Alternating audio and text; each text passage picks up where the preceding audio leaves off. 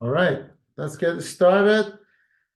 Hi, everyone. Welcome to our first HDBC Meetup of 2024. Wow, where did 2023 go? It went by like it was only a few weeks.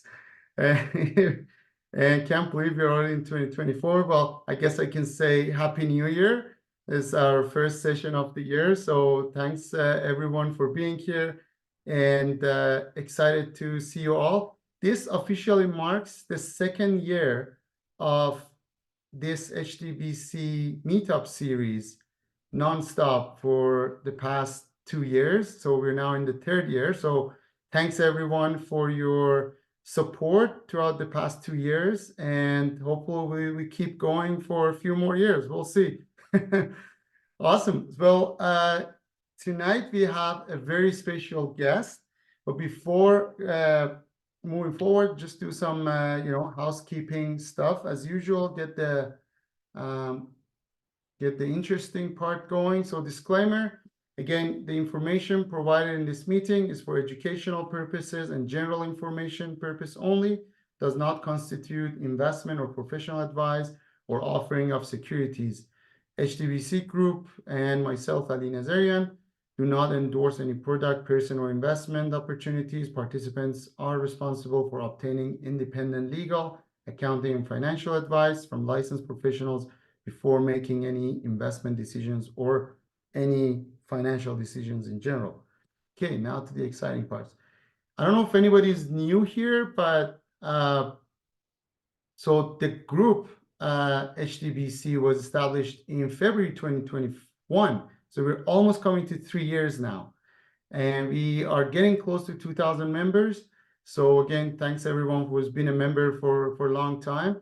The idea was to foster conversations, sharing of ideas, resources, and knowledge among those in land development or interested in land development, from beginners to seasoned. And for those who don't know, this came from a need. Like I was looking for information on land development, didn't find any groups. There was a lot of groups talking about investing in general, but there was nothing specific for land development. So I decided I start the group, and had no idea this is gonna, grow to what it is today. This is not okay. So again, most of you know me. I'll keep it short. I'm a real estate investor, developer, and coach. On my own, started in 2016. I did grow up about a little bit of real estate investing with my family. Started Ecolex Developments in 2017 when I started building a duplex in Alberta, and kind of got into developing rentals from then. I used to work in oil and gas industry as an engineer, project manager, and risk management. And I'm currently focused on sustainable developments, energy efficiency, and whatnot. So our very special guest needs no introduction. Judi Paré has been around for a long time. She has grown tremendously and has been a role model to a lot of people. So I won't bore you all with my spiel. I'll let Judi briefly introduce herself and get into the presentation. Judi, thank you for being here. I know how busy you are with those amazing projects you have. So really appreciate taking the time to be here with us tonight. Take it away. I'm happy to take the time. And do you want me to share my screen now? I've got an intro slide as well that's very similar to this. Yes. So I'll share my screen and take it away from there. Here we go. So I think you can see that properly, or are you seeing the presentation mode? We see in the presentation mode, yeah. Okay, let me stop that then. We'll stop that share and I will go to the other way. Sorry about that. Let me just go to here. There and share. Not still again, right? No, it's good now. It's good now? Okay. All right, perfect. So I'll tell you a little bit about myself. We are going to be talking about navigating capital shifts and transitioning to a REIT. This is what I've been doing for the last year and a half. It's been my life is transitioning to this, and it's because there was a need. There was a definite need in my portfolio to transition to this, tell you a little bit about me is I was, have been around since about 2014 in real estate investing. I did some investing back in the 90s, but I wasn't very successful, and got back into it in 2014. And I started with just a couple of little townhouses, and then bought my vacation rental property and retirement home. And then shortly after that, I thought I was a bit bored. Retirement was looking a little bit boring for me. So I was coaching at that time from 2016 on, and in 2019, I decided to build some houses. I decided to get into land development. I was working with my son, who had done tons of land development or tons of property development. He was working for a builder for years and years. So we decided we were going to build some homes in the middle of COVID. So that was a lot of fun. And I grew and learned an awful lot from there. And in 2021, I picked up a couple of properties that I'm going to tell you about as I tell you about the need to grow to a mutual fund trust and a development trust. So in 2021, I picked up a few properties, one of them at Cumberland in Hamilton. It's a conversion, an industrial building conversion to an 8-plex. And then in Freelton, I partnered with my brother-in-law on building 20 homes on 16.5 acres. And we're still under development there. And then somebody came to me and asked me if I would be interested in doing a large development deal. We'll get into that shortly. And I was doing my own project as well in Brantford, where we were building 9 townhouses, which changed to 26. That's a whole other story that I can tell you about when we're talking about this.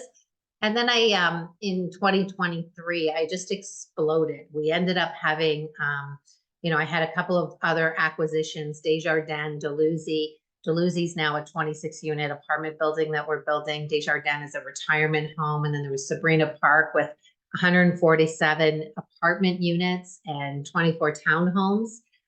Things really took off in 2023, which meant that I had to change the way I do business. So today I'm going to talk about all of the things that I did and help you understand, when do you make the choice to move to an MFT, a mutual fund trust, or a REIT, a real estate income trust. I'm going to touch on all of these topics here, just understanding where we were, how we evaluated our capital needs, and how we navigated the regulatory landscape. Because when you're doing a mutual fund trust, regulation is one of the greatest things that comes up to bite you, and also risk management strategies. And then I'll show you a case study that helps build investor confidence for me, okay? So first of all, let's talk about what is a mutual fund trust. A lot of people think that mutual fund trust and a REIT are synonymous, or that they're different. They are actually synonymous. They are the same thing. A REIT is a mutual fund trust. A mutual fund trust can be anything. You can have any line of business in a mutual fund trust. I don't know if any of you have a financial background or have ever bought mutual funds from your bank advisor. You walk into your bank, you've got, a boatload of RSPs or some money, and they tell you to invest in this thing or in this fund. And typically it's a type of investment vehicle that pools money from multiple investors, and it invests it in a variety of securities, such as stocks, bonds, real estate, and money market instruments, okay? The trust is managed by a professional investment manager who makes decisions about which securities to buy and sell. An MFT in real estate is the same. You have a professional who is managing the trust and who makes the decisions on what properties to buy, what properties to sell. And they do that with your interest in mind, right? Because they work for you. So the person that manages the trust is working for all of those investors that are in there. And the structure of the trust means that the investors are the beneficiary of the trust, and the trust holds the assets on their behalf. The trust is regulated by the respective securities commissions of the jurisdiction in which the trust is being offered. Okay, so you'll have different guidelines in different countries. I think most of you here are from Canada, and we're governed by the Securities Exchange Commission. Okay, so that, in short, is what a mutual fund trust is. Okay, you can put properties in a mutual fund trust. right? So I'll show you what my landscape looked like. What did it look like for me when I was doing this? I started out with, this is what I was doing in 2021 and 2022.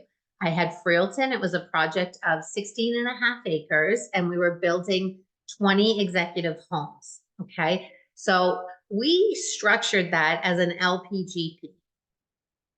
One of the things we did is we gave a preferred interest rate, or not interest rate, we gave a preferred return of 12% in this LPGP.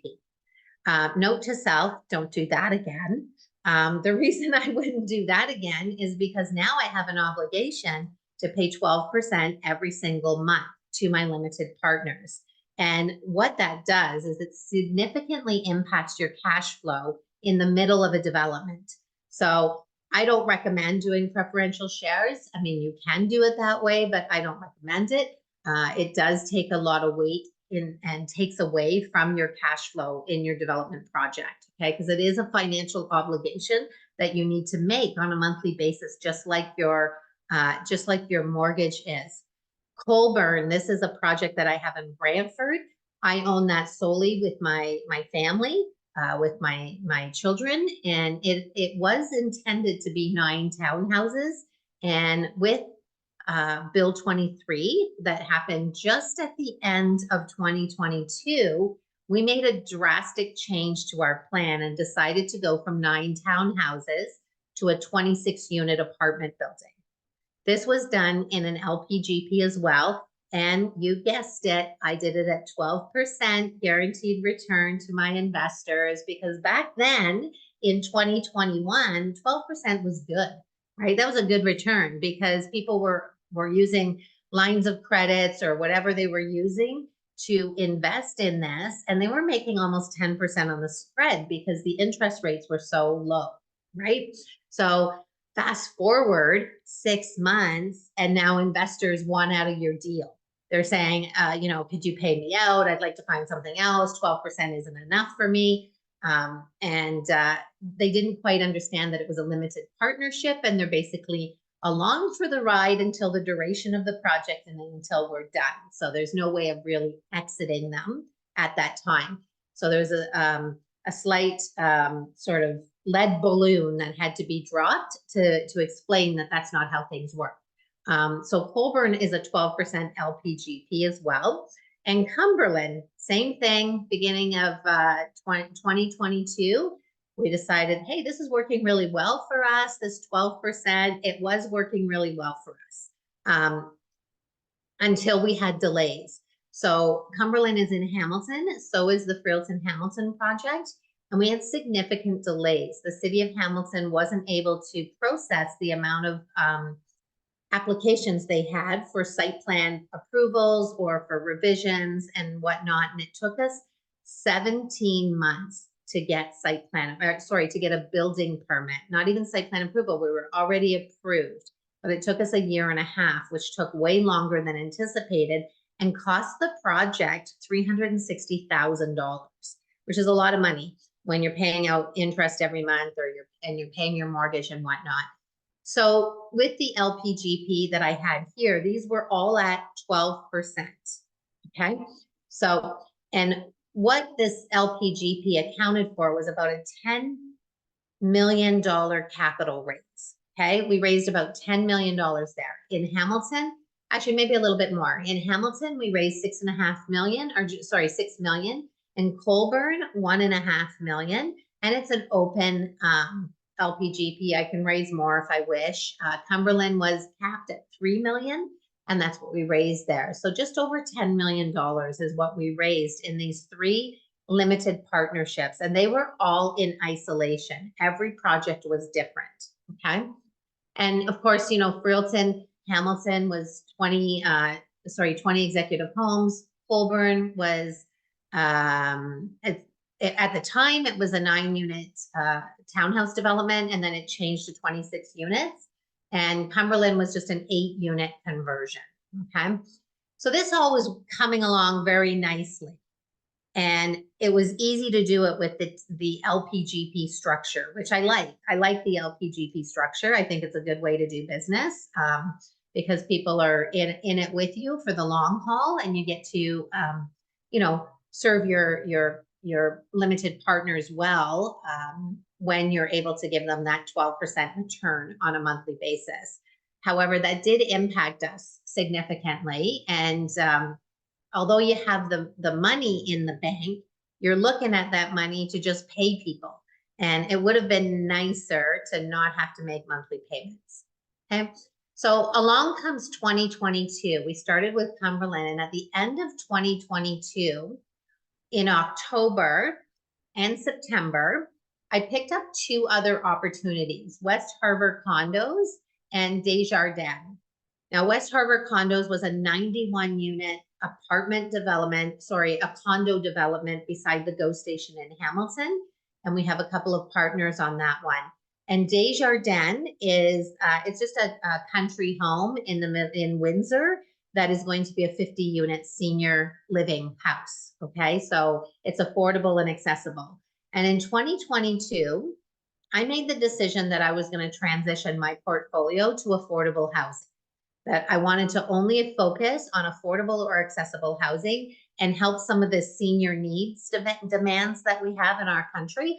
So the Desjardins project was very near and dear to my heart because it was 50 units for seniors only. For anybody over 55, that's me included. So now I'm a senior, that's great.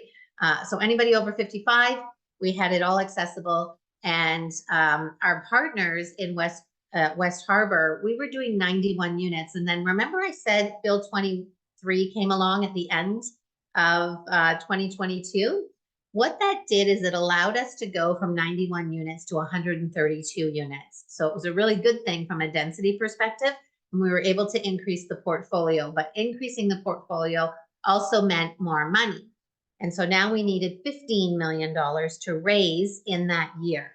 So we went from the first year raising 10 million, or the first sort of groupings raising 10 million. And then the second grouping, I now need to raise 15 million, not an extra 5, an extra 15 in total for 25 million. So at this time, I sat down with my lawyers. I sat down with the lawyers, my accountants. We had, I remember one meeting cost me $14,000. We were in a room for half a day, looking at my portfolio, looking at everything we have with probably 4 of the top lawyers in Canada, as well as 3 accountants were in that meeting, and myself. And we were looking at my portfolio with these LPGP structures for Freelton, Colborne, and Cumberland. And now I had this new development, West Harbor, which was, it was a project that was for resale. So Freelton and West Harbor were for resale. So you can't have resale products in a REIT. If you were developing for the purpose of reselling, it doesn't belong in a REIT. So we had to make a decision about what we were going to do. At that time, we made the decision that we were going to have a mutual fund trust, a development trust for anything we built for resale. And we were going to have a REIT for anything we built to keep. Okay. So this was in, we started in October. The Desjardins project, we had it under contract, but we weren't closing for a year. We weren't closing until May. So it was one of those projects that I wasn't really looking at. I just knew that it was going to end up in my REIT at some point in time, and I wasn't looking at it very closely. And I didn't need to raise any money at the moment for that one. Okay. So for West Harbor, I did need to raise about 7.5 million. 7 million. And right after that, I came to another project came to me. So that's why we made the decision to go to have the mutual fund trust discussion with my lawyers. So we had all the lawyers involved, all the accountants. I can't express more enough how much you need a really good lawyer and a really good accountant when you're doing this. The lawyer that initially tried setting up my MFT for me, it was my partner's lawyer. They made a grave mistake that ended up taking me about 8 months to fix. So it's really important that you go with a really good lawyer. That lawyer is no longer a part of my team. He was never really, he was part of my partner's team. But I brought my lawyer in. My lawyer is Kyle Hansen, and he came with me to one of the top firms, Miller Thompson in Toronto, down on Bay Street. And they all sat in a boardroom with me, and we talked about my goals. What are my personal goals?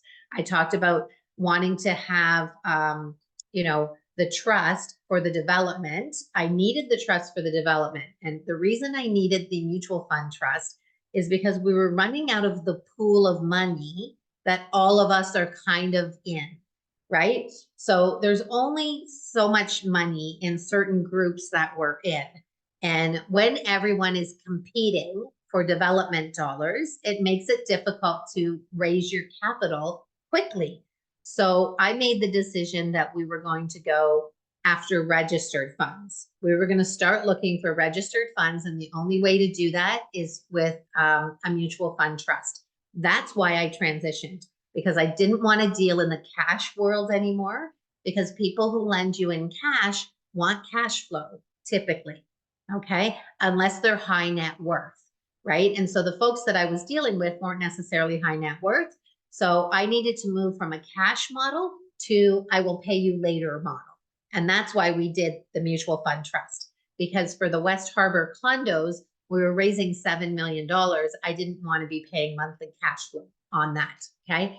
So the way I set it up, the beauty of this is we set it up that we can recycle this mutual fund trust. So this mutual fund trust is not exclusive to this project. I set it up so that I had Class A shares in it, Class A units, Class B, C, D, whatever. I set it up so that we were able to add additional projects to it in the future. It's really important when you set this up that you think with the future in mind. What are you going to do? Is this a one and done? This is very expensive, ladies and gentlemen. So if you're only going to use it once, I don't recommend you do it. Okay, stick to the LPGP, right? And do cash investors. But if you're gonna keep doing this over and over again as you grow your portfolio, and you want to go to the public, you need a mutual fund trust and an exempt market dealer. I'm not going to get into that too much, but that's one of the things you need to consider. So we moved to a mutual fund trust because our lawyers and accountants said it was best for me. They said, this is what you have to do. You're not going to be able to raise the money that you want to raise if you don't do this structure. Of course, it was in their best interest. They were making a ton of money off of me, but they guided me well. They guided me very well. So I set it up so that the West Harbor was going to be able to have, below it is a limited partnership, okay? I'll show you that structure in a minute. But then I could do anything I wanted in the future, which was really important to me, okay? We needed to raise $15 million in this, okay? So then this is what the development trust looks like. It was the Plentitude Real Estate Development Trust. Underneath it is the West Harbor condos. Then I slid my Freelton project into it about 8 months later, okay? Now it was in an LPGP structure. To move that LPGP to the development trust, that doesn't happen overnight. You need to have 67% of your limited partners agree to this. So it had to go to a vote. There's a very lengthy process. It went to a vote. They agreed that we could move it into a mutual fund trust and that they would have, again, preference over those limited partners in the mutual fund trust.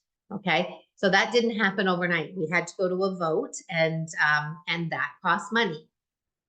Okay, then we went. So just so you know, the reason we did this is because the future value of this portfolio was going to be $120 million. Okay, we're trading a lot here because we were selling all of these products. The West Harbor condo is worth $80 million, 85. And Wilden Estates ranges from about 37 to 40 million, depending on whether it's a recent appraisal or last year's appraisal.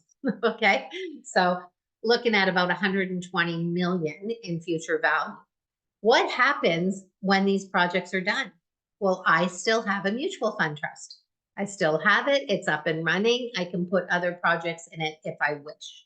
Okay, so this is just a vehicle to do land development, okay, for resale. Okay, so then here we grew again.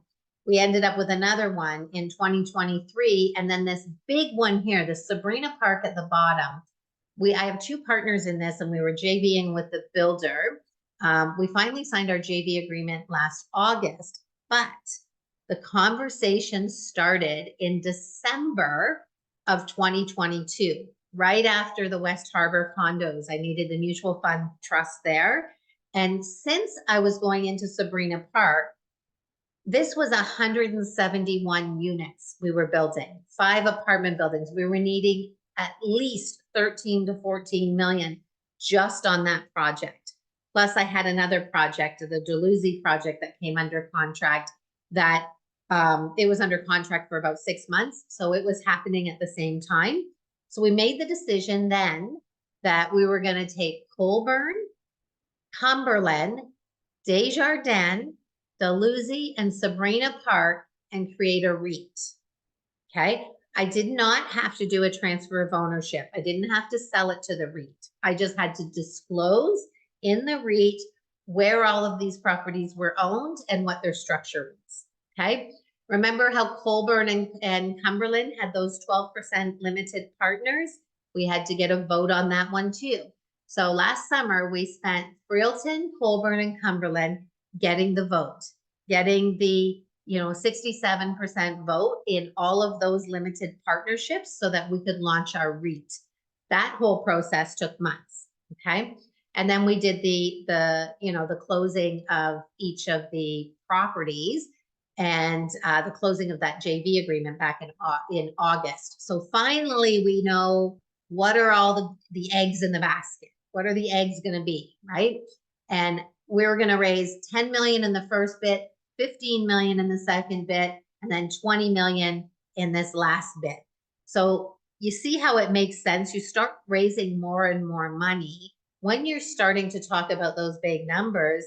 I had a limited pool of investors, and by limited, I'm not completely limited. I mean, I have over 300 lenders, but at the same time, they have a limited amount of resource, and 300 lenders cannot facilitate the $45 million that I need to run my business, right?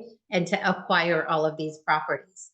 So what we ended up doing was creating the REIT. And this is what happened. Remember this Colborne and Cumberland, the ones in red? We had to go to vote, and we left all of the ownership structures in place.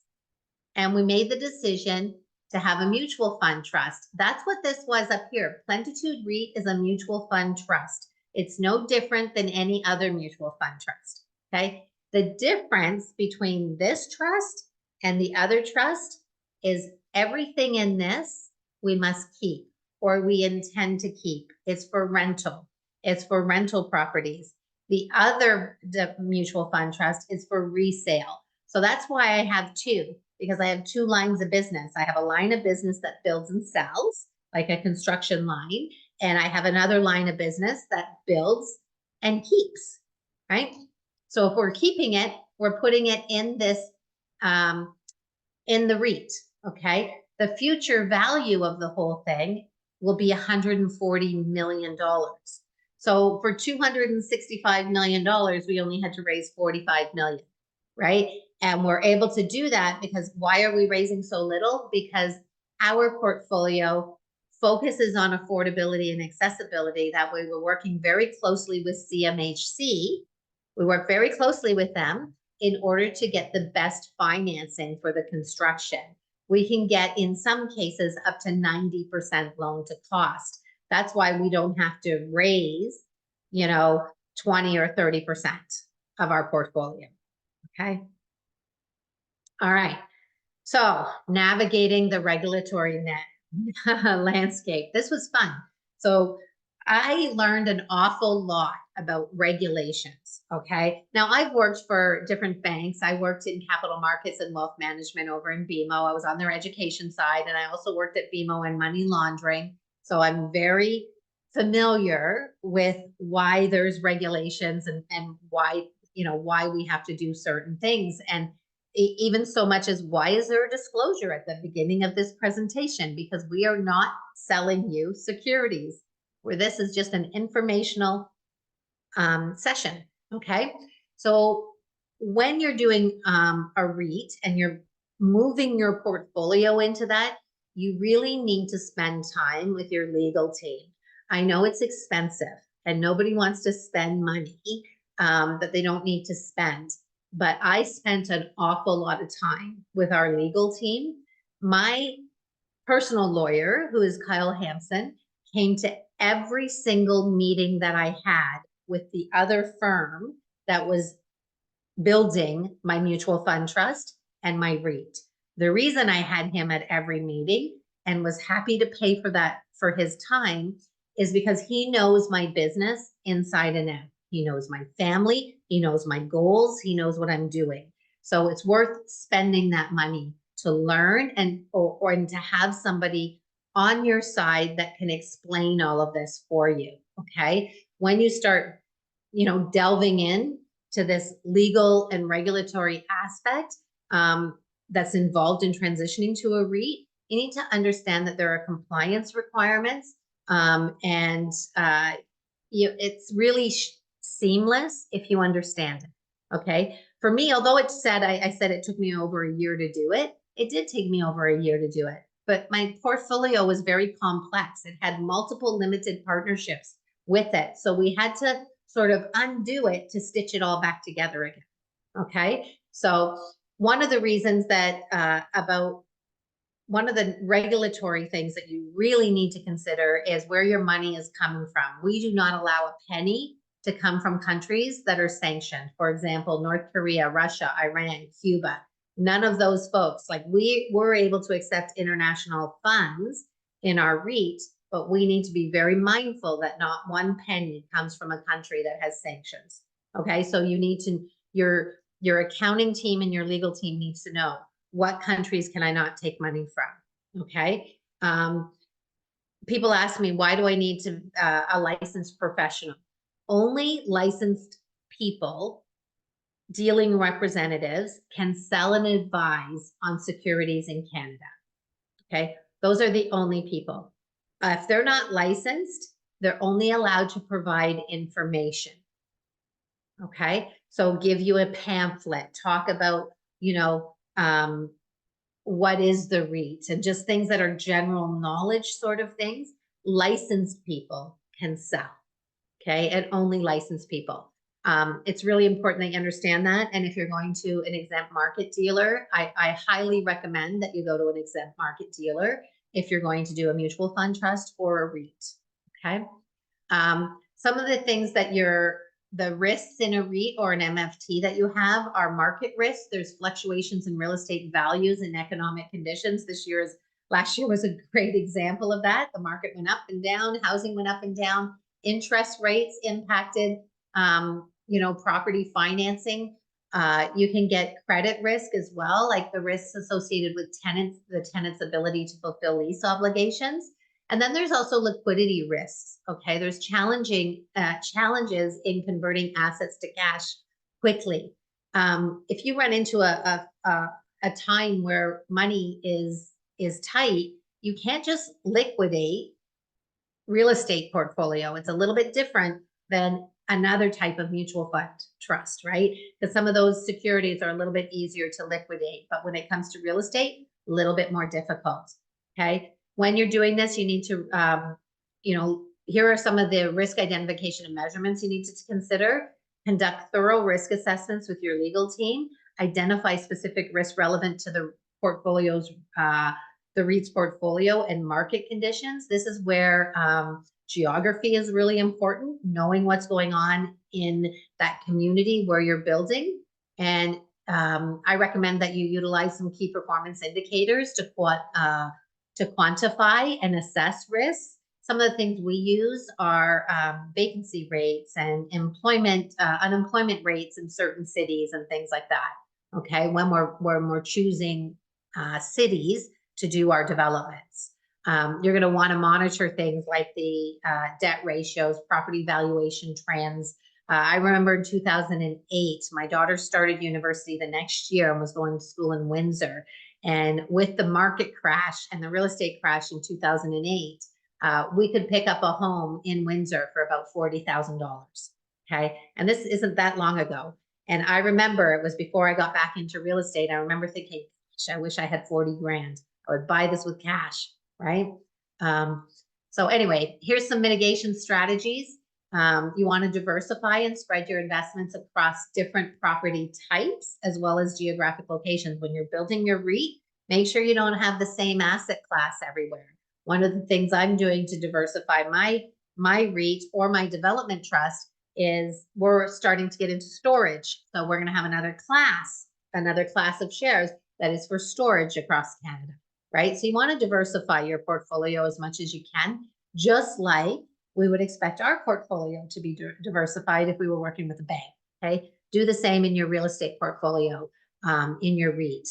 And use different financial instruments to mitigate your exposure to interest rate fluctuations. And by that, I mean, have some of your mortgages in fixed rates and have some of them variable and whatnot. Don't get caught up in all of them being the exact same thing and refinancing at the same date or renewing at the same date. You want to spread them out and ladder those and just hedge your bets on that so that you're able to mitigate some of the financial fluctuations and interest rate fluctuations in your REIT. It's going to make it perform a lot better. Make sure you do due diligence on your partners and make sure you also do really good due diligence on the properties that you're acquiring, as well as the tenants that you're taking over. And make sure that your lease structure, when you're implementing it, that you have favorable lease terms to reduce credit and vacancy rates, okay? I'm just going to use this as a success story, is how we managed to take all of the LPGPs that we had and move them into the REIT. It was challenging at times, but at the same time, it made it worth it because we diversified the portfolio for our investors. And one of the things we did for Colborne and Cumberland is we gave our investors the opportunity that we're getting that 12%. We gave them the opportunity to transfer in kind if they wanted to into an equity position. So some of us took us up on the offer. Some of us liked the cash that they were getting every month, but those that converted to equity, we traded their existing subscription agreement to a new one and to an equity position. And we also gave them the opportunity to swap out. So if people wanted out and wanted to take their cash out, they were able to do that by replacing it with registered funds, okay? So this portfolio is diversified because people come into the mutual fund trust, they actually subscribe to the master LPGP, not to these individual ones. They subscribe to the master one, and the master sends the money where it needs to go, where there's greater need. And the great thing about this is because they're at this level, their diversification comes across 5 properties instead of just 1. So when they originally participated at Colborne and Cumberland, it was property specific. But when we changed them and we went to the vote and they allowed us to go to the MFT structure, it now diversified their investment because now it's across the entire portfolio. Okay. And so that was one of the things that we did. And if we want to just talk about the difference between the two, is we do a couple of things for the REIT. They're both high, they both have high proximity to industry. They both have targeted ROIs. It's a diverse portfolio for both. Some of them are condos and some of them are houses and some of them are townhouses. So it's diverse. But for the REIT, we made it accessible for everybody with a small entry point. We were very strategic on our financing in that with the CMHC financing, which helps it. And but one of the things that we do that's kind of neat for our development trust folks is we give them first right of refusal on the properties. So they have an opportunity to buy the properties that are for resale, which helps them if they're interested in doing that. Okay. One of the things, some people only like to be in a project. They like to be in a project and not a whole portfolio. So people can look at the difference and say, you know what, I really like this project. I'm only going to be in this project. And they have the right to do that because they're choosing it in the development trust, which is kind of cool. What that did is it allowed us as well, you know, we talk about diversification. It allowed us as a company to diversify our client base, right? Which was really important. So we were able to diversify and to grow. I've thrown a whole lot at you. What I want to do is just take it to Q&A. If anybody has any questions, I'm happy to talk about some of the things we did and share some of the pain we had. It was a long journey over the year, but it was important to restructure my portfolio because our pool of investors was getting low. Like we were only in a certain area. Like some of the things we've done now is I call it getting off the island, is we're getting off the island. We're branching out into other groups. We're branching out into other sort of communities. I hired somebody who speaks Mandarin and Chinese, and he presents in the Chinese community and goes to all sorts of different events there. I don't go. There's no need for me to be there because I only speak English. Well, I speak other languages, but I certainly don't speak Mandarin or Chinese. So if you want, Nazrin, we can take it to Q&A. Ali, we can take it to Q&A, and I'll take this slide down, but there we go. Take it to there. See everybody's faces.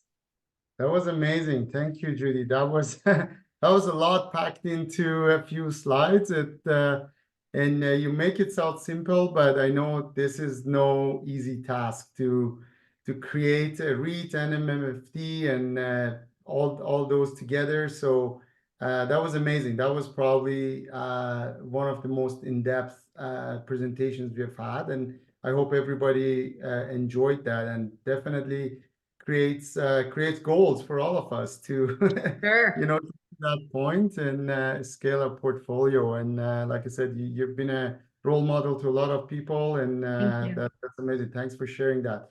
Okay, so I know that was a lot there. So if you guys have any questions, can raise the virtual hand in the reactions button, and we can ask Judi some questions.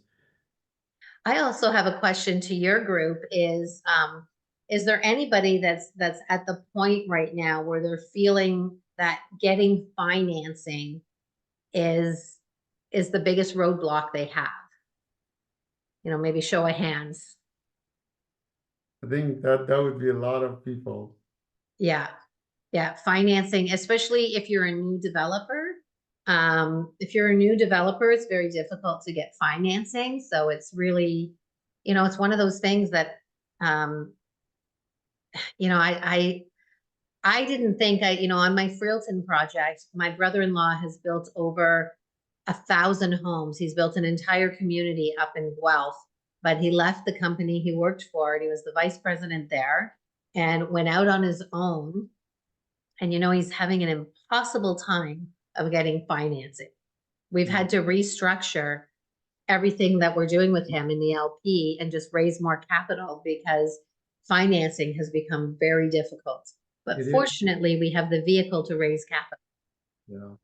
No, it is definitely difficult right now. The lenders are all very conservative these days. And to your point, Judi, experience used to be what they would normally look at, and they still look at that. But what we have observed is they're more concerned about liquidity. Exactly.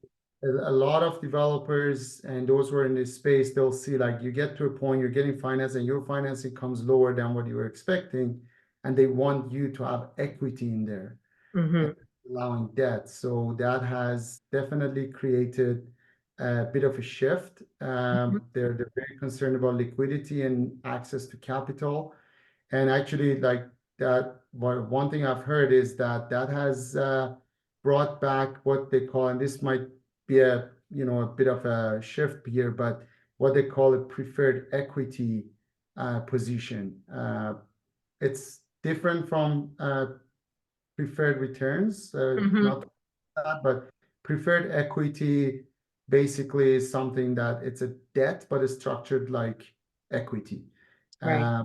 But without getting too much into that, but yeah, to your point, definitely financing is probably one of the biggest challenges. And even going to the real estate forums, like looking at the institutional level, Yep. they're having the same problem. They're being looked at the same lens. They're just their numbers. Sometimes it starts with a B, but you know, it's the same problem at a different scale. So that's a really great point. Yeah, we had financing on our Frilton project with Desjardins, and said after 6 months of going back and forth, we had the commitment letter and the whole bit, and just about a week before we were supposed to be funded and didn't have our term sheet yet, they pulled financing because Desjardins had a major shift in construction financing, and their leadership team said, no, we're not lending right now. So we had all that financing pulled back, and we were ready. We had machines on site and ready to go. That's crazy.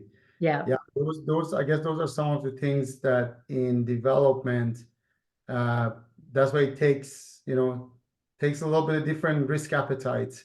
Yeah. Uh, And thicker skin. yeah, thicker skin to be in development, but yeah, that's a great point to share. Okay, so I'm just gonna go based on the order. I know, Irina, you have your hand up, but this question from Maziar came in first. A benefit of going to becoming a REIT, and at what stage would you want to do so? That was actually a question I was going to ask. It's like, where's Yeah. that? What's the portfolio size that would justify, given the cost and all the hassle that comes with it, to become a REIT or an MFD? Yeah, I think that's twofold. Okay. So the answer is twofold. Is it's not if you're just raising $10 million, because there's a lot of money that you have to lay out to do this. Like it's $100,000. For me to launch my REIT was close to 200,000 to get the development trust and the REIT up and running. It was very expensive. Every time they talked about the weather in a lawyer's meeting, I almost lost my mind because it's causing me thousands of dollars. And but for me, the biggest question my lawyer asked me, and I remember that was my aha moment, was, do you plan on doing this again? If you plan on doing it again, I recommend using a mutual fund trust because you can charge it back to the project. If you're doing multiple projects, you can spread it across multiple projects. So our REIT is spread across all those 5 projects, right? The development trust is spread across 2 projects, and it's, are you going to do this again? If you're going to use it over and over again, and it's your goal to do it over and over again, then I recommend doing it. Now, folks, I was ready to retire 2 years ago. And somebody said to me, but what would you do if you could do anything? And I said, oh, if I could do anything, I'd try to work on some of the affordable housing initiatives, or, when I retire, I'm going to maybe volunteer and do some stuff around senior housing. And I was asked that question from Michael Saraceni over at Peacefire. And when I answered him, he said, well, why don't you do that then? I was like, what? No, I'm getting ready to retire. And he says, oh, but Judi, you have all these skills. Why would you waste them? And he put that bright idea in my head, and I decided that I would do it over and over again. And so that's why I did it. I did it because suddenly I had a passion to do more, and it was going to be worth the money I was spending on it. Right. So for me, it was, when I'm going to raise more than $10 million a year consistently is when I made that decision. Because before, when it was, 3 million here, 3 million there, all of a sudden you realize, you look back on the year and you go, oh my gosh, I raised $10 million this year.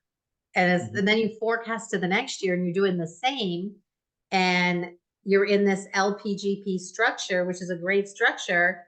But when you do it in a REIT, it gives you a lot more flexibility and a lot more diversification to your lenders. It's better for them. Nice. Yeah, that makes sense. Is access to registered funds a consideration? Huge consideration. Mm. Yeah, it was a huge consideration because we're raising so much money. we could only get so much cash from the pool of investors that I had access to, right? So doing a mutual fund trust and using, and also the REIT and having an offering memorandum that stands with that allows you to go to the general public now. So now you can work with an exempt market dealer. The exempt market dealer is licensed to sell your security, your product, right? So we ended up having, we have an offering memorandum on our REIT, and we're now doing an offering memorandum on the development trust, and working with 2 exempt market dealers. So you don't have to just work with one EMD. You can work with multiple EMDs, and your product can be put on the shelf, on their shelf, so that you can have more exposure. Okay, so I went to a friend of mine that has a very big REIT, and I said, who are you using? Like, he has multiple EMDs, and I said, who's your favorite? Who's the easiest to work with? And he told me who his favorite was, which was Equivesto. And then the other day I met RealShare, and I absolutely love them because they give me an opportunity to make money while I'm on their EMD. So if you invest with me and then you go invest with somebody else on their platform, I get paid. So it was kind of a cool win-win situation. And so that's why I chose to go there as well. That's RealShare, you said? Yeah, RealShare. Equivesto is a bit different. And here's a tip for y'all. You can negotiate how much you pay your EMD. Oh yeah, yeah. Yeah, it is a dilemma, because when you work with an EMD, you're raising the capital, but those investors end up on their I guess email list, and now they're promoting their products to those guys as well. So that's a great point, that they're actually offering that product to you. That's awesome. Yeah. Quick follow-up question here. Do you need to get your security license when you are running your raising capital for your REITs? Yeah, so I personally do not, because I'm working with an exempt market dealer and they are licensed. They are licensed to sell. I do, however, have a person on my team that is licensed and has their securities license, and I'm hiring 3 additional people in the next couple of weeks. We just put a job posting out there. So we're hiring 3 more people, and it's a mandatory requirement to work for us that they have their securities license. It just gives us that sort of peace of mind that people are following guidelines and we're not sort of offside. I want to make sure that we're licensed to do this.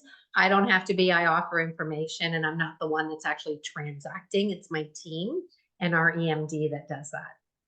Awesome, thank you. Just another piece to that.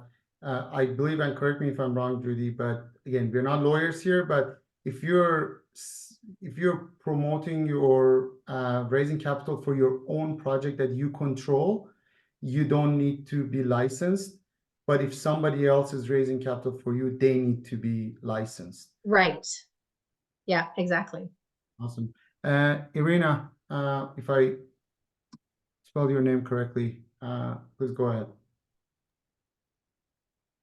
I don't know if you can hear me because I lost my volume. I tried to play with it, but it's still not. That's why I'm moving my phone very often to hear better. So can you hear me well?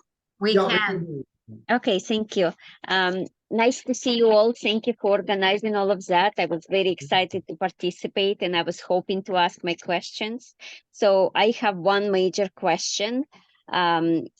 My partner and myself, we are brand new investors, and it just like a deal basically drop into our laps, and it's based in Vancouver. My partner, she renting a place for 5 years, and she decided to approach the owner to purchase that place, which zoned by residential only zoning, but we were planning to rezone it for commercial, because with new rules and regulations by 2024, I don't know about across Canada, but in BC, that's what we heard, that we need to do like more due diligence. But what we did is we write some letter to the owner with our purchase of the purchase price of the property. because it was recently listed and it wasn't sale. So when they took off the market, we decided to approach the owner.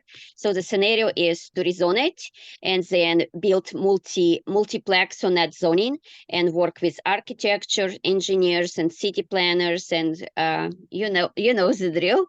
So, but later, during the process, we were thinking to raise capital first, like a private funds, to start working on a project and get like a balloon payments, balloon mortgage. I hope I'm using the right terms.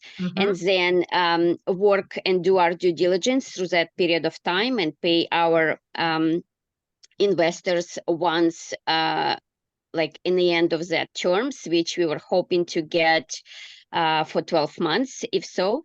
And then while due diligence would be over, then we were going to refinance it with paperwork from architects and city planners that they will allow us to build multiplex on it, which we're hoping to maximize our build and land development kind of in paper. And then according to this paper, do refinance with CMHC, MLI Select.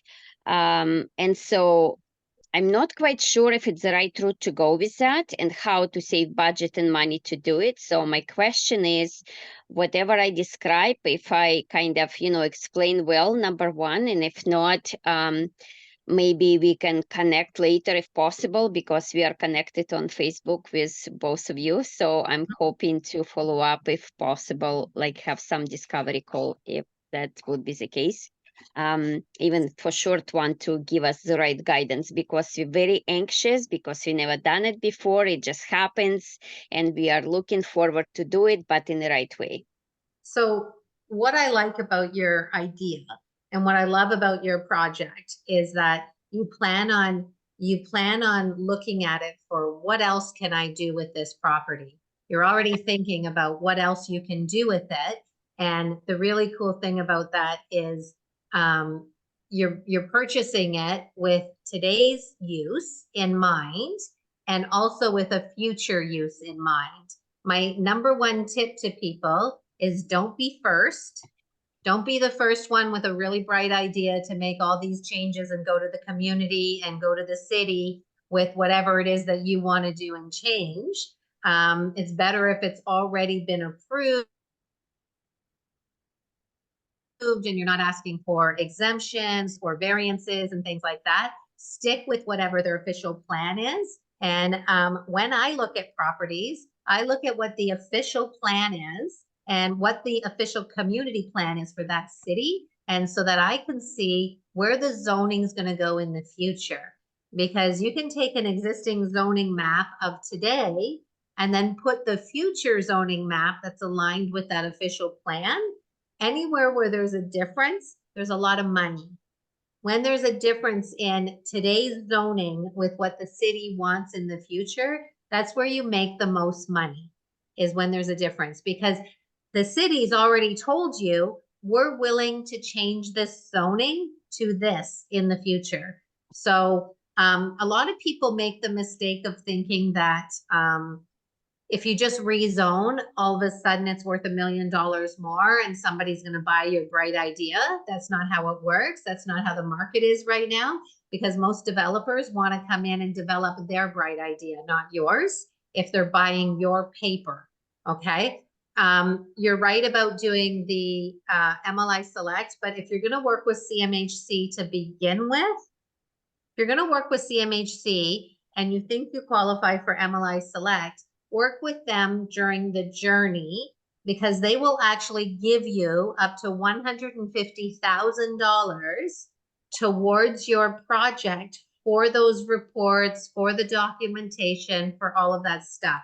So if you're working with a CMHC representative from the very beginning, that's best. And you're more likely to get the best financing from them if you work with them. If you're working in affordable housing or accessible housing, efficiency is good as well. Ali does that, and he's a rock star at that, is all of the environmental things. You can get that really great funding, but work with CMHC from the very beginning, because they also have extra money, not just construction money. but they have extra money for you for those reports and for that period that you said it was going to cost you money. And you're saying, how am I going to borrow that? Don't borrow it from private lenders, borrow it from CMHC and get that free money because they'll give you up to $150,000 for free. Thank you so much. Huge tips. I really appreciate it. Thank you so You're much. welcome. You're welcome. Great presentation. Forgot to tell you. Sorry. I was Thank very you. excited and making a lot of notes. Thank you That's so okay. much. Thank you. Thank you. Yeah, actually, that's a great point, Judy.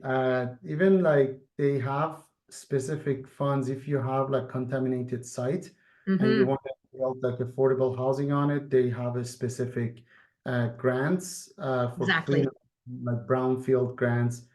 Some cities have that too, but yeah, there's a lot of, and I guess grants and supports and free money they can Mhm. call it affordable housing. And I know that's your forte, so maybe we'll in the future we'll bring you back and talk about that specifically on affordable housing. That's a big topic these days and Yep. in the housing crisis. I have one question which I'll kind of abuse my my position here. When you mentioned that you're doing an OM, so Mhm. you're accepting accredited, registered funds in your MFT or REIT. Mhm. People still have to be accredited to invest in those deals? No. So the way it works the way it works with accredited funds, the way it works with an OM, with an offering memorandum, is anybody can actually invest up to $10,000, okay, per year in a mutual fund trust or a REIT or securities or something like that. They don't have to have a specific qualification. Accredited is different per province, okay? So I just need to be clear about that. If you're accredited, you likely know you're accredited. And so it's not just for accredited people. There's eligible, non-eligible. Non-eligible are considered retail. Those are the retail folks that are under $10,000. When you use an offering memorandum and an exempt market dealer, which go hand in hand, by the way, when you use an EMD and an offering memorandum, they do not need to qualify as accredited. They can, there's an option for eligible that is a certain percentage of your net worth each year you're allowed to invest, but anybody in our country can invest up to $10,000 a year. So they could do 10,000 with you this year and another 10,000 next year, and then another 10,000. So that in 10 years they're up to 100,000. Hopefully by the time they get to 10 years they're accredited, just because they've invested in real estate. But yeah, with an offering memorandum and it goes public, it's not just accredited. So where it becomes accredited is when you don't have an offering memorandum, because there's exemptions. So friends, family, business associates, it's called FFBA. Okay, that's what most people throw around as a term. They call it FFBAs. And those are friends, family, business associates, or accredited. Those are exempted from the normal rules of investing with you. So if they're what you want, here's the lowdown is what you want are accredited investors, because then the risk gets transferred to them. Okay, they sign off that they're accredited, right? Friends, family, business associates sign off that they know, like, and trust you. Okay, they basically say, oh, I love this person, I like this person, I know this person, I've done business with them in the past.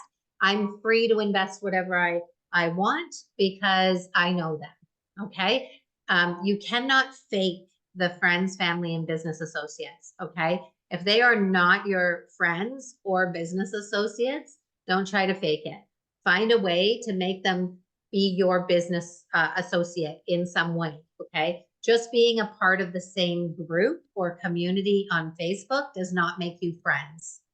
Okay. Friends here. Yeah. So what is the cost of setting up an OM? Can you set one up separate from REIT and MFT? So I have two OMs. So one is in progress right now for the mutual fund trust, for the development trust, and the other one is actually live right now for the REIT. Okay. So I did the REIT first because it had greater need for me, because I was raising that much more money in it. So I did the REIT first because it's expensive. And what that does is they ask a lot of questions in the offering memorandum about you and your company. And you have to gather a lot of information and bring a whole bunch to the table that they can, you know, put into this offering memorandum about you and your organization. So about 75% of the work is done now for me to go and do the other one, because there's not that much difference between my REIT and my mutual fund trust, like the development trust. The difference is the products that we're selling, right? So what is the security in there? So that part becomes a copy and paste. So it's cheaper the second time around. So, but the cost of setting it up, I'm going to say it's about $100,000. I just got two legal bills for November and December. And don't forget, I've been working on this for a really long time.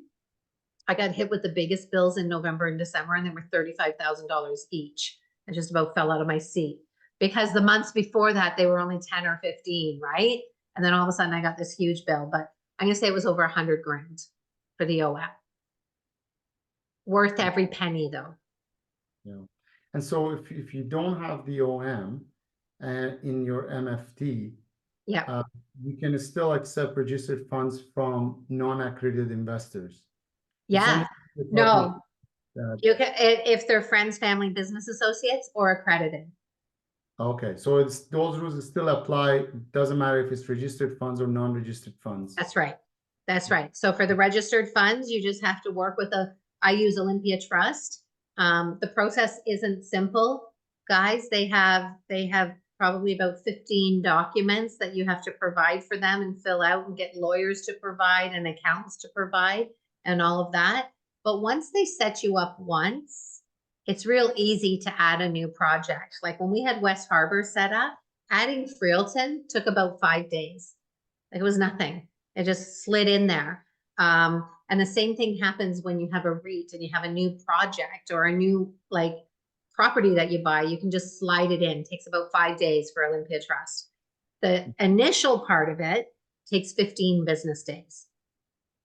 If you have an OM, it costs you less to set up with a Olympia Trust than if you don't, because they have this great big legal document that's been done by the lawyers and the accountants, and it's been audited and it's got all of that stuff.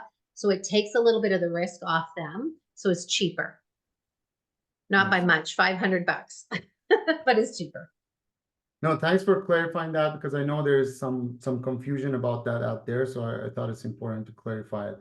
Last question, Maziar is asking if you're okay to share your contact and share your lawyer's contact that did the REIT. I guess you mentioned Miller So Thompson. Ken Chan at Miller Thompson did my REIT, and my lawyer is Kyle Hampson, and he is at Mackenzie Lake. And you can find me. I'll set this up here.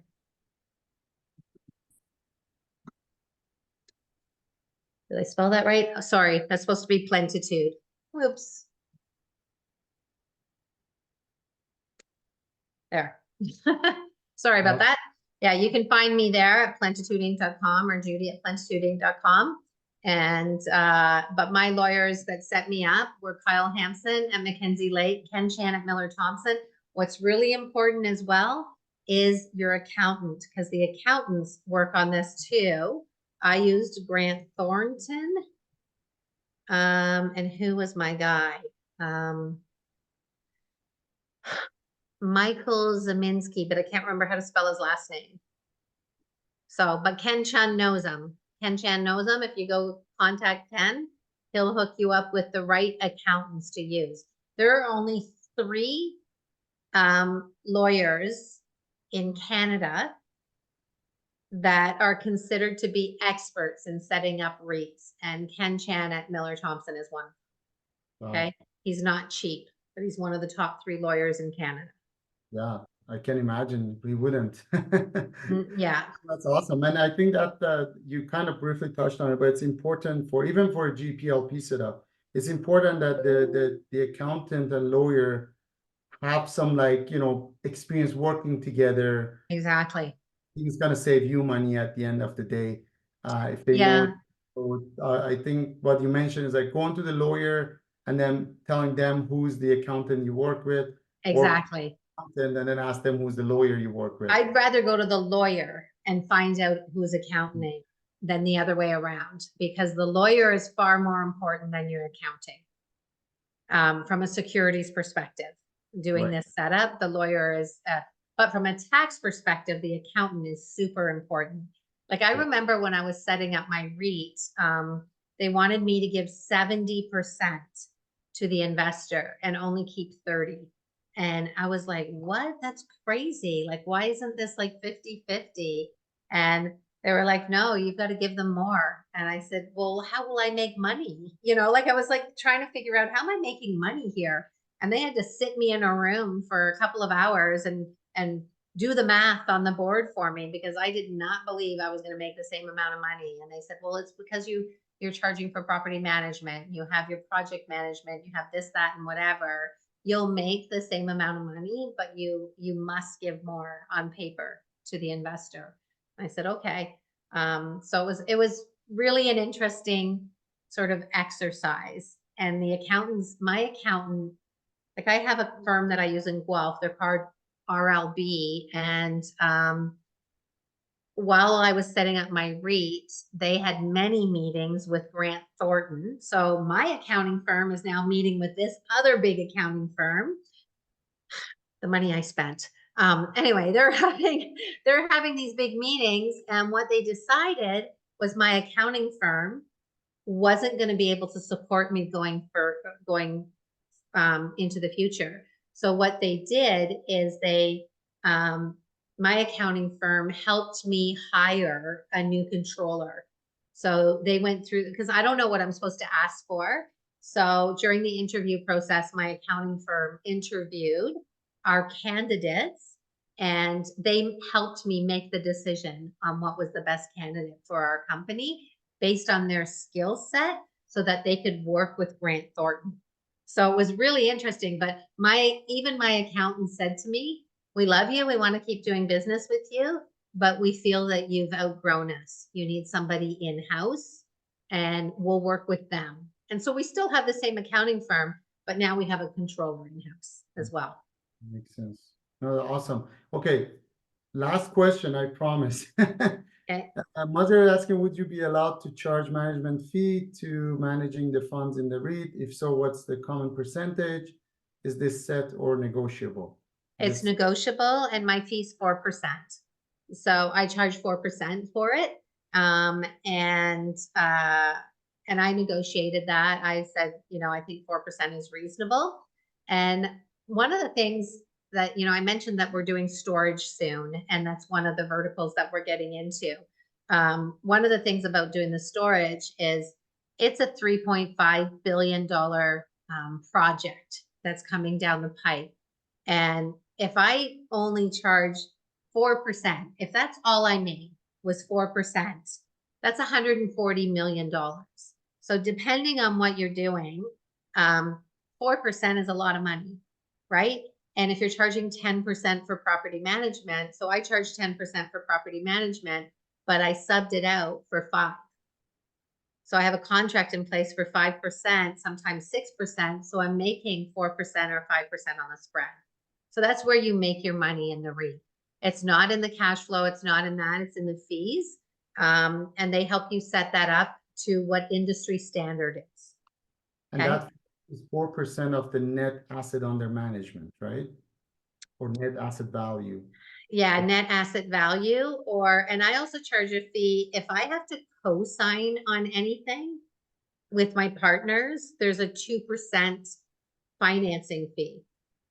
Just like a brokerage charges you, I charge 2%. If I'm on title, not if I'm on title, but if my net worth is on the project, I charge 2%. It's all in the documents. It's like, because you have to get something for what you've created, right? A lot of work, like even explaining it right, what you're explaining now, that's a lot of work. So it definitely, it has to be worth your while doing that. So Yeah, 100%. no, But that's it's so much fun. oh, absolutely. Well, thank you, Judy. This was amazing. This You're was welcome. was one of the most in-depth, as I mentioned, like high level. Really appreciate your time and sharing all this knowledge and experience with us tonight. Round You're of welcome. applause for Judy. That Thank was you. absolutely awesome. Great. So we're gonna move on to the next session. For those who have been here before, after our expert guest speaker session and Q&A, we normally have deal presentations. So if anybody has a deal that wants to present, these are, I guess, investment opportunities with no sales pitch. Like if you're selling your house, this is probably not the best place for it. Or if you have, you know, a product for sale, if you're a realtor. But if there are investment opportunities, feel free to share. And if not, then we'll proceed to our networking. So we do business updates, networking, and we just hang out and chat. So I know, Judy, you have a whole lot of opportunities. So I don't know if you want to add anything to that, or if anybody else has any deal they want to present, please go ahead. I didn't get any requests. I'll let everybody else go ahead. My website's there, plentitudeinc.com. You can find me there. We're happy to chat, but we'll let everyone else talk about what they have going on. Awesome, thank you. Going once, going twice, going three times. Okay, stay tuned for our. We don't have a deal to present tonight, but stay tuned. Our London Oshawa project is getting to a very exciting milestone of the building permit for the additional floor in London. So stay tuned for our tranche that was reserved for that stage. Will be coming up soon. So just a little teaser for now. We also have, private lending opportunities. If anybody's interested, please reach out to myself or Adrian, and we can talk about it offline. I don't want to take too much of the time tonight about that.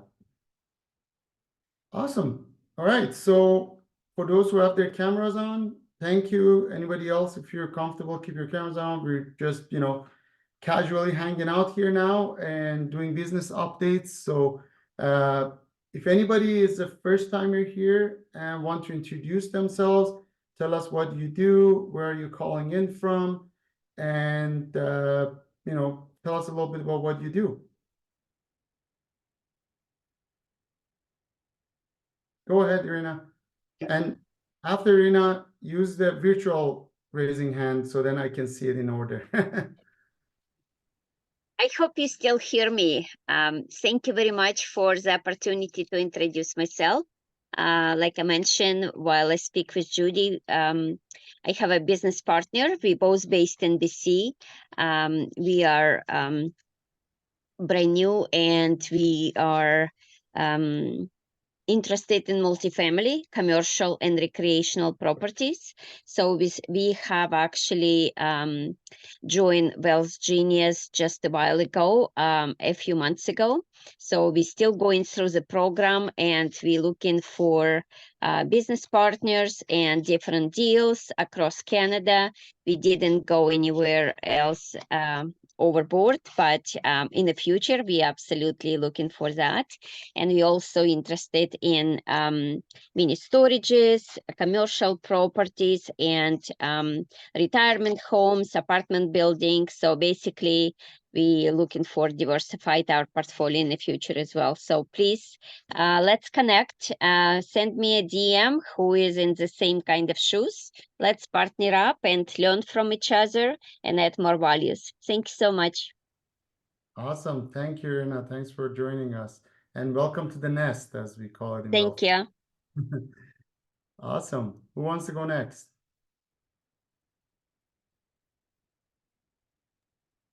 I can go if you have time.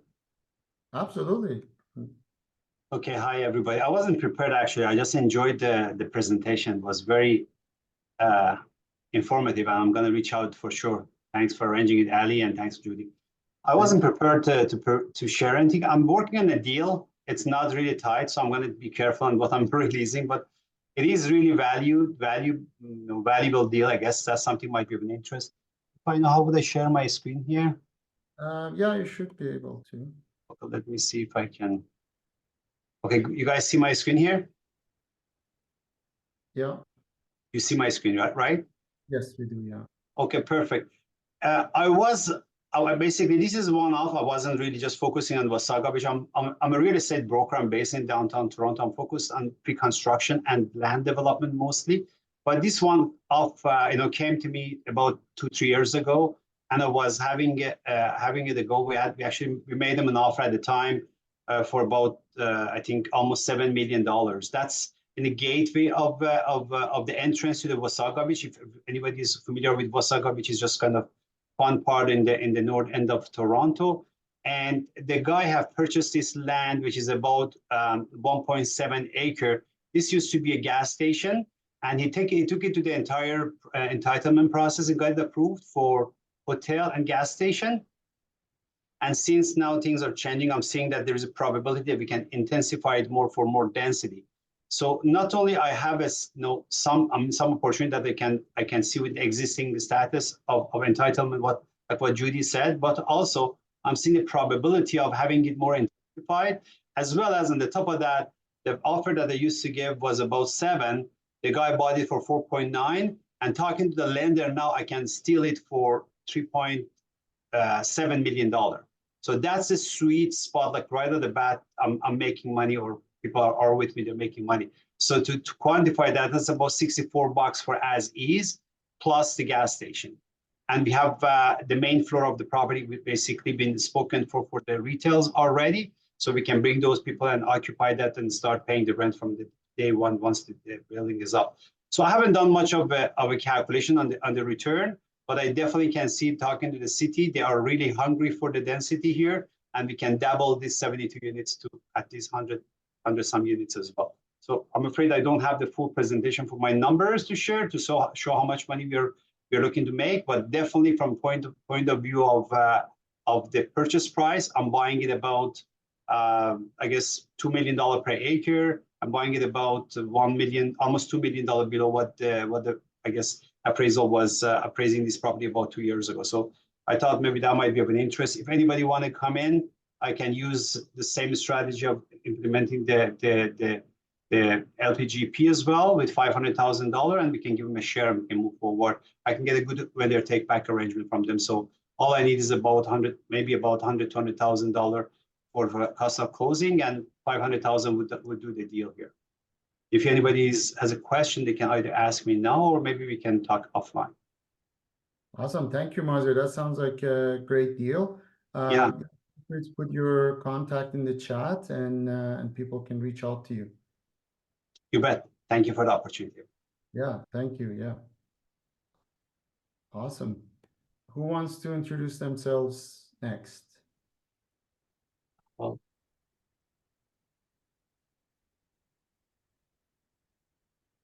Going once, going twice. I see some new names in the list. So if anybody wants to come on and introduce themselves. If not, we can go through business updates. Okay. I guess I gave a little bit of update earlier. But yeah, maybe Adrian, do you want to give update? I'm going to put you on the spot. Of our Oshawa and London projects, where we are at. Hey, sorry about that. Sorry, what are you asking me? Just give an update on where we are at with Oshawa and London. Okay, well, Oshawa, we are ready to renovate our 8th unit. We're also negotiating with the last tenant, and then we can renovate the 9th one, and then it'll be fully stabilized. We're going through a refinance on that right now, bridge loan to CMHC. And with that, will give us a little bit more flexibility financially since we bought them with private mortgages. London, it's exciting there because our building permit is almost fully approved. It's about 3 out of the 7 stages approved right now, and we should find out in about 2 more weeks so we can add the additional floor and get the construction started. So hopefully by sometime in March, we should be starting construction on that. And the other exciting thing, I think I heard you mention earlier, Ali, is that we're doing our final, or not final, doing another capital raise on this project. We got some new updated numbers, and yeah, that's about it, I think, for that. Capital raise is coming up in the next 2 or 3 weeks, and we'll have a webinar, so stay tuned for that. We'll be sending out the links. And yeah. Yeah. I know. Anything you want to add? No, that's it. Like Oshawa, yeah, turned out really great. The units leased up at top of the market. The rents we're getting there is really top of the market. And for contrast, one of the 3-bedroom units that we still have the old tenant, the difference in the rent we're getting with the units above and below is what, about $1,000, I would say, at least. Yeah, probably like $1,100. So huge lift after the renovations. The condo quality have been very well received by tenants, and the building basically looks like a condo now. And we did 2 units being done. We're almost there, so that's almost fully stabilized. And yeah, really excited for London with the building permit and getting to the construction. So that's for us on the business updates. Anybody else wants to give business updates? I have a few other projects on the go, but don't want to take all of the time myself. I know some people here have some exciting projects going on, so feel free to share. I can update. Janet, good to see you. Hi everyone. Our land development project in Saugeen Shores, we've submitted the rezone application just at the end of 2023, and we're about 90% complete our site plan application. They won't accept them concurrently anymore now because of Bill 23. So that's fine. We'll just wait that out. We've got another property under contract with a vendor take back. So we're looking at the archaeological study to take place in the spring. And then, of course, I'm also working on our neighbors. So there's lots of things happening. That's for sure. So, and we're always raising funds, obviously, but we're just in the sort of talking stages about these next 2 properties. That's exciting. That's amazing. Yeah. Really excited to see the progress on that Saugeen Shore. That's a really awesome project. I'm looking forward to showing the 3D drawing of it for sure. Yeah. It's really, really close, so it'll be great to show you. And really glad I came tonight. Thank you, Judy, and thank you, Ali, and thank you, Mary, for hosting. Thank you. Yeah. Shout out to Mary as well, Mary Mestry here. She's been a great help with running the group. So shout out to you, Mary. Awesome. Who else wants to give update? We can probably take one more. It's almost 9 o'clock. I know it's well, in Ontario. We can probably do one more. Going once, going twice. Okay.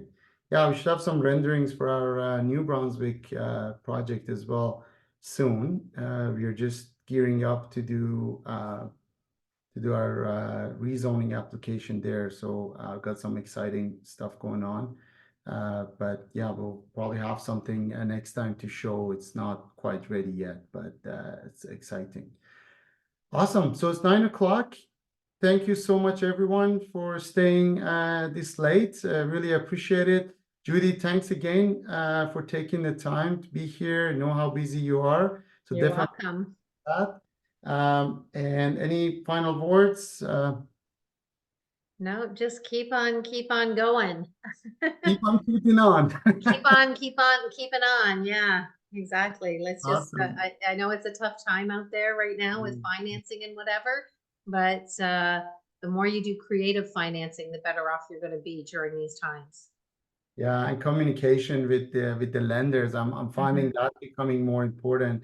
Like Yeah. going back to them and say, okay, what do you, if you're actually, this might be a little quick tip.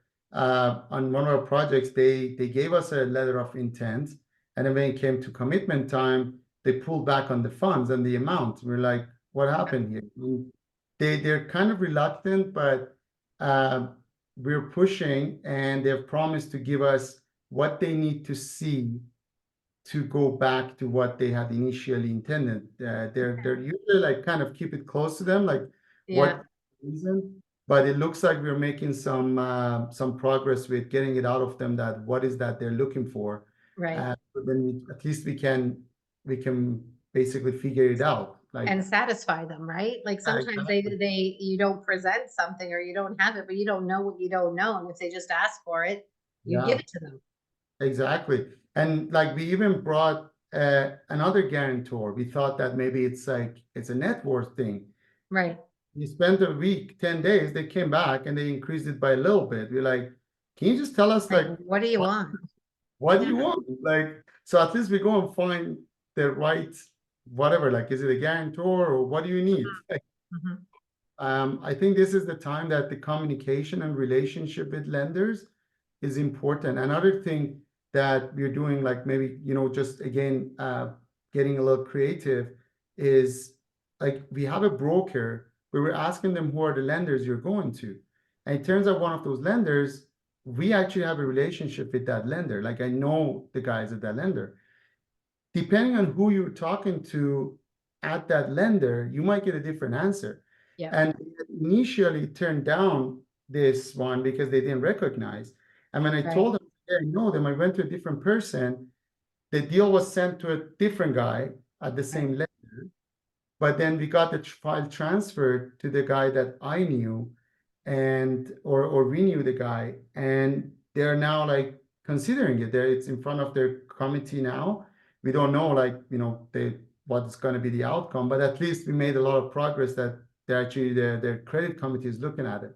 So I think this is the time that relationship with lenders, even brokers, to make sure they go to fight for you. I think this is really important. It's just, I know last minute before saying goodbye, it just popped in my head to mention it. Yeah, it's a good point, because sometimes also you go to a mortgage broker that the particular lender isn't fond of. Yeah. And it's the broker relationship that's the problem, not necessarily you. So asking those questions is important. Exactly. And like actually one of the things was that the guy at the lender they were talking about, the project is in Ontario, but the guy it got ended up on the guy's desk in Calgary. So Oh. he's familiar with Ontario. So he just looks at it at surface and say no. But then the And guy he doesn't realize it's like in Pickering, which is one street over from Toronto. yeah. Yeah. So it depends. And then but the guy in Ontario that I knew from the same lender is Mhm. looking at it very differently. Sure. And so that's just another tip for those who stayed late. So Exactly. awesome. Anyways, we're gonna wrap it up. Thanks everyone, and looking forward to see you all in the February session. Awesome. Thanks for having me, everybody. Thank you. Good Have a night. good night, everyone. Bye.